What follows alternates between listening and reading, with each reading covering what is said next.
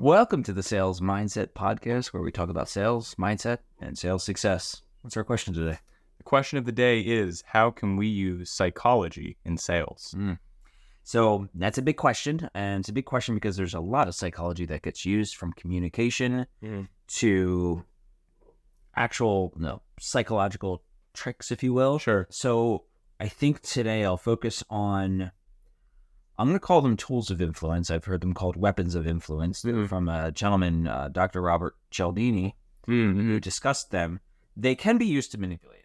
And I want to start off by saying that they should not be used to manipulate. Yeah. When it comes to anything I do in sales, it should be about building relationships. And so in terms of the influence, you want to use these to build the influence. And when it comes to manipulate, you don't want to do something that's against their best interests. Or something that you don't think that they would really want to do. So I want to start off with that caveat, because we don't want to be that creepy salesperson. However, I will probably talk about my experience with some of these things when it comes to a car dealer. And yeah, I've the most noble trade. Yeah. and it's where I see it used the most. I've seen it used in other areas as well. But Cialdini has these tools of influence that he talks about. We've got reciprocity, we've got authority, which, you use that in sales too. Reciprocity, authority. We've got liking. We've got scarcity. And by the end of this podcast, I'll remember the rest of them. But there's 5 or 6 that he specifically talks about that you'll see salespeople use. Consistency and commitment is the other one. To affect a sale. And so I want to start with the one that's probably used the most, which is reciprocity. And we will balance that out with liking. So reciprocity is the idea. It's this idea, reciprocity, that if I give you something, that you are hardwired to give something back to me. And it's leveraged in a number of different ways in sales. So this is not branded or anything like that. This is actually one of the tools we use here, or that I use here to move data around. But there's a lot of free stuff that salespeople will give away in order to start creating that reciprocity. So much so that companies, I think Walmart's one of them, might ban you from receiving anything. And so you'll have a vendor code of conduct that says if you're a vendor, you're not supposed to give our people anything. And of course, the employee code of conduct will say, do not accept gifts, any gifts whatsoever, even if it's a pen, from a vendor. You push that out, you've got dinners. Now, the problem is dinners are leveraging both reciprocity and liking. And what it is that it was discovered that as you're doing something similar with another person, that creates liking. So even if you split the bill evenly, you still have that situation where you're doing something similar. So, but if you don't split the bill, now you've got that double impact, which is why a lot of codes will also say what your largest meal that you're allowed to receive happens to be, or give happens to be. Another area that reciprocity can be leveraged or used is in negotiations. And so in negotiations, there's this idea of door in the face, to some degree. And I might come in at, say, I might want to come in at $1,000, and I know you're going to want to negotiate down. So I might come in at $5,000. And so now I've anchored you. So that's another that we'll talk about sometimes. I've anchored you out there. And so you may come in and say, well, hell no. And you're going to come down to, say, $2,000 or $800. And now I can actually get you to $1,000 whereas if I came in at even $1,200. And there's a give and take to that. So I might say, oh, okay, I'll come down to your level. Donald Trump, love him or hate him, used this early in his tenure as president. And one of the things he did, and I knew exactly what he did when he did it, it was something related to immigration. I don't remember the exact bill, but I remember he came out so far right and extreme on it that to just come in with what would normally be considered a regular Republican proposal was him giving up a lot on it. And it worked. It worked incredibly well. And again, this is not an endorsement of it. It's just an analysis of it, just because I know bringing up Trump can sometimes be controversial. And it's also not to say it's always the most ethical thing to be doing. Right.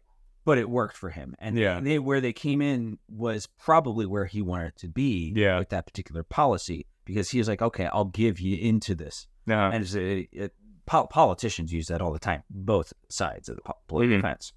I imagine that's a constant war in Congress, pushing ideas and trading ideas and opening harder than what you need to. Yeah, and you'll see that in business negotiation as well, and that's where Trump came out of. Sure. So in that case, you're giving up a little bit of what, theoretically, giving up a little bit of what you need, so there's almost like a perceived added value to the deal, and kind of like normalizing to a place that is better for both parties. Not always the most ethical. In fact, I would almost say rarely the most ethical thing in what's supposed to be an extended transaction, especially. That being said, on the flip side of things, you're going to have to argue for your own needs if you are undercut in some respect. And I really like this concept. I think we talked about it in the course that I took with you a couple years ago, but the concept of saving face in negotiations, where you can't just, if you intend on having an extended relationship, you can't just super win every negotiation. No, you're right. Yeah. And that's a really big concept that is less rooted in business and more in just personal politics, in relationship building, where no one's going to like you if you just, you beat the crap out of them in a deal. It's, we're dealing, and I'm going to give you some of what you need, or I'm going to give you a way where, even though you didn't come in with what you want, you didn't come out with what you wanted, you at least have the ability to save face on the deal, where you're still walking away with value. Yeah. So some of the other tools that tend to be used, I mentioned liking, and that's what we build rapport for, right? And there's generally nothing wrong with creating that liking, except when it's done in a fake manner. Yeah. So my car dealer example for reciprocity, he would constantly say, "Don't tell my boss that I'm telling you this." That was a way of saying, I'm putting myself on the line here. Yeah. So you need to give me something back. Yeah. The liking portion of this, what he did is, I mentioned my father was Marine, or was in the Marines, always a Marine, right? And of course she's like, "Oh, I was as well." There's no fucking way he was. Yeah. Like I told by his gait. Yeah, I think we've talked about this as well, right? Yeah. And so I'm like, no. And here's the thing: I took my dad car shopping before stuff happened, and he didn't believe me when I said that they were going to do that. That as soon as he mentioned that he needs a certain type of storage for his Marine Corps League activities, that they're going to bring up that they were in the service. He's like, "No, they're not." I'm like, "You watch." First car dealer we went after I told him that. That's exactly what happened. Yeah. Oh, yeah. I'm a Marine Corps League. "Oh, you were in the Marines? I was in the service too." And this guy, really good at stolen valor, because he was really good about talking about what it was like. And afterwards I was like, "Was he legitimate?" He's like, "No." Yeah. I was like, he talked a good game. He's like, "Yeah, but no." Wow. So it's such a risky thing to do as well. Like, I feel like it's more likely than not that you're going to get found out. Yeah. That's so strange. That's such a strange one. Especially to cling to a fabrication that you're talking to effectively an expert on the matter. It just seems like such a silly thing to do. It's so short-sighted. Yeah. Well, and a lot of people do it too. Yeah. It's like if I were to go out and talk to a potential prospect client. Yeah. And they like golf, and I say, "Oh, I love golf too." I can't even stand the idea of going to play golf. Yeah. And my ability to fake that is not going to go well for me. You're going to lose if questioned in any capacity. Right. Same way, if you flipped it and I was dealing with someone who said, "Oh, I love running." I'm like, "Oh wow, there's going to be a point in time that's going to come. I'm going to ask questions like, do you really run?" Yeah. It sounds more like you huff and puff up a flight of as opposed to this, or camping, or any various activities that I absolutely love. The things that you share. Yeah, exactly. So again, you can use liking to create rapport, but you've got to do it carefully. Scarcity is a big one. Yeah. Scarcity is a big one. Again, car dealer did this to me as well. Well, if you don't buy this now, it's not going to be on the lot when you come back. Yeah. And if there's a situation where it legitimately is happening, that's fine. Now you're not manipulating. You're just telling the truth. Yeah. And you want this customer to have it. This deal is going away. If the deal's not actually going away, now you're being manipulative. If it actually is going away, you're telling the truth, right? So scarcity is this situation that we desire something that is in short supply. And so anytime a salesperson comes out and says there's going to be less of this, you need to pick it up now. Yeah, they're trying to manipulate you. There's actually there's something that I put a lot of thought into this, like being on the other side of it. When my car is a used car, and I did a lot of hunting before I ended up picking it out. I got it on Craigslist or Facebook Marketplace, I don't remember what, before we did the whole handoff. Ever since then, I've looked into kind of the industry a lot, selling used cars. Mine I ended up buying from an individual, so it was a little bit different. But car dealerships and stuff like that, I think that there are two primary powers that you have as a buyer in those acute sales transactions. And I think it is the power to walk away and the power to buy right now. And it's like this card that you can play.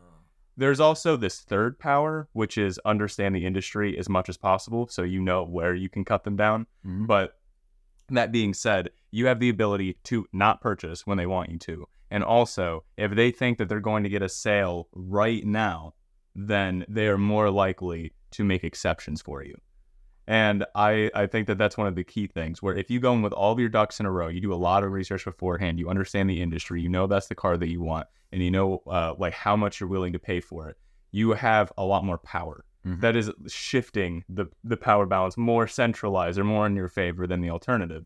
So instead of going in and being shown a bunch of different cars by somebody from an expert, maybe that can be for the best if you're dealing with the right person. But if you're not and they're trying to get the most money out of you possible, it's, no, I want this car. And I want to pay this much. And they're like, no, sorry, I can't do that much. All right, well, that's fine. Yeah. And then you're able to walk away. So that's called your BATNA in Harvard negotiation. Yeah. And that's your best alternative to negotiated agreement. If you have a good BATNA, your power is increased because you can just, again, walk away, like you said. Yeah. The salesperson side of that, if you're trying to defend yourself, is to weaken someone's BATNA. Yeah. Some way, shape, or form. So if you're going to do that, the salesperson said, "Are you sure your current car is going to last?" Yeah. Right. Yeah. That would be to an attempt to weaken that person. Yeah. Sure. But even I've got money now. You could have a sale right now. All you have to do is accept whatever I happen to be offering. Yeah. That makes sense. Yeah. We're kind of going off on a little bit of a That was a tangent, so yeah, we can bring it back. Yeah. Well, I'm saying I want to go even further on a tangent, so let's finish the topic, because I just thought of something on that negotiation front. But, there was one more topic I think we should cover, our linear topics, and we'll come back. So there's authority. This is a harder one to leverage, but it's just the idea that someone in authority is telling you that this is the right thing to do. That's usually more in advertising than it is in sales.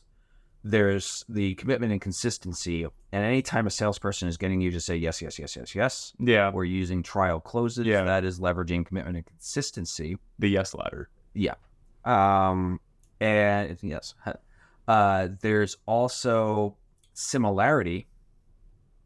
And that's related closely to that liking aspect of things. But additionally, there's this idea of anytime someone creates this idea that everyone else is doing it. And so whenever a salesperson says everyone else is doing it, or they try to use very tricky, your neighbor John said that you are going to like this, or your neighbor John bought this. Yeah. They're trying to get you to go with the crowd. And that's another psychological trick that people can use, or that salespeople can use, to kind of push you into a sale that may not necessarily be right for you. Yeah, that's actually really, there's been a lot of advertisements on YouTube Shorts specifically, I've seen them, where there's these entrepreneurial, almost blue-collar-esque jobs like washing windows, and specifically power washing, where these guys, they'll start their business and they'll record themselves doing power washing and upload it to YouTube and YouTube Shorts. And I think it's ingenious. It's actually, in my opinion, one of the most genius business strategies I've ever seen. It's so good. Is they'll go up to houses and they'll offer to do it for free. because they have the YouTube AdSense to take care of it. And also, and what they said in one of the videos is they'll often go to the neighbors' houses and they'll say, hey, we're going to be power washing for the next couple hours, just as a heads up. So if you hear some loud noises, you see us doing something, we're doing this, that, and the other. If you have any issues, give me a call. And now they've handed their... Yeah, it's so good. It's crazy. It's such a good marketing strategy because it's almost that similarity thing. Or rather, what was the topic? I don't... I'm blanking on the term. I don't have a cheat sheet when I do this, so sometimes I blank on terms. But it's basically this idea that if everyone else is doing it, you should do it as well. So your neighbors are doing it, so it's a endorsement. They don't know they didn't pay. That just said you're doing it for free or whatever it happens to be. Or if you're actually paid to do it, you're going around and ostensibly apologizing. Yeah. But realistically, you're saying, this is me, I'm doing work, your neighbor hired me, you should hire me too. And not only that, you have knocked on their door with a reason. You stepped into their guard. You almost skipped that whole phase of the sale. They have your contact information. And then they'll ask their neighbor, like, hey, did they do a good job? And you've just increased your potential. They don't even need to ask if they've done a good job. They can just look. Yeah. And I've been seeing it I've seen it with power washing. I also see it with lawn care. Yep. And they are strangely relaxing videos. They're awesome. Wow. Yeah. There's some of those like oddly satisfying clips where they'll mow the lawn, they'll trim the hedges and whatnot and make the house look like $1 million.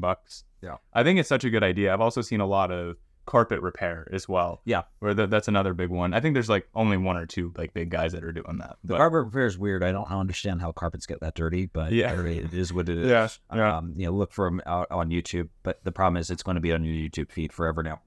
What was your tangent that you wanted to talk about? So the tangent was actually kind of walking it back. It popped in my head on the liking and reciprocity. It was just the story. We had briefly talked about it off camera, the situation with Cindy B. Goods, the little diner here in Gainesville, where I used to live in the same neighborhood as this diner when I was in college, and me and my roommates, we went up there just to stop in because it was the weirdest. At the time, it was a very strangely located thing. Now that neighborhood's starting to see a lot more development, so it makes a little bit more sense that it's sitting there. But it was just on the corner of two residential streets, this little diner, and it was run by two middle-aged, slightly older women. They call themselves our Gainesville grandmas.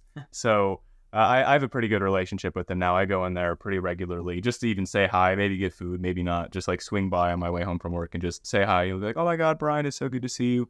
And she'll give me a hug. And I've learned so much about these people. I've went in there and asked for help because one of them used to be a realtor and I'm in real estate as well. So I just asked for some advice and some help and whatnot. And they like to give wonderful, unsolicited advice about my love life as well. But it's still fun in its own right. The other day, I got a text message from one of the owners that was saying, hey, there's a reporter that's coming in today to do a story on our expansion into the neighboring suite. Would you want to be interviewed as like a regular customer? Oh, absolutely. I'd love to. So I drive right over there. I just take my lunch break right then and there at work, and I drive over there to be interviewed. And I ended up being there for over an hour because there was actually something I wanted to talk to her about as well.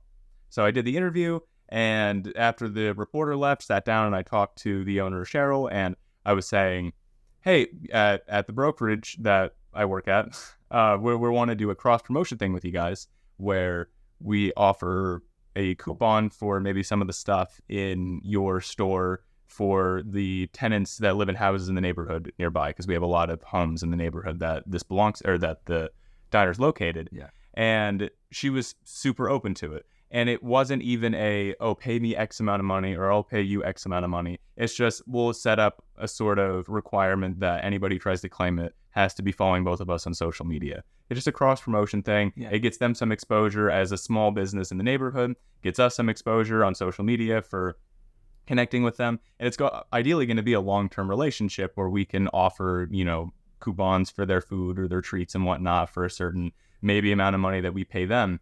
And at the same time, I spent my time doing a business card for them, just with my expertise, just free of charge. And I think it comes down to that likability thing, where it was this really interesting lesson I feel like I learned, where it really feels like the most fruitful deals that you'll make are going to be with friends over drinks or friends in a little diner, as opposed to a scheduled business call that you go in for. It's I love them. They're some of the nicest people in the world, and they like me. I'm like, oh, well, I wanted to do this cross promotion thing. Do you want to sit down? He's like, oh, absolutely. We'd love to get involved. Yeah. And it's a whole other level of stability in the business relationship. Well, people only want to do business with people they like, people that they're friends with. Exactly. Friends with. Yeah. And I think that's important to note. And you still have to do your cold calling. Yeah. You nurture those relationships. Yep. In such a way that you're pushing them to be, thinking challenger sale here, you're pushing them to really do the right thing for their business, not always giving them discounts, but essentially working to make sure that both your businesses are thriving. Yeah, and sometimes it isn't about the exchange of money. It really is that quid pro quo or leaning on the friendship where it's, oh, I'll do this for you if you do this for me. Yeah. And it's not even a conditional, like, I will only do this for you if you do this for me. It's, that's just what you do because we're friends and we're both running businesses that we respect each other's. Absolutely. Yeah. So there you go. There's a little psychology in terms of your sales.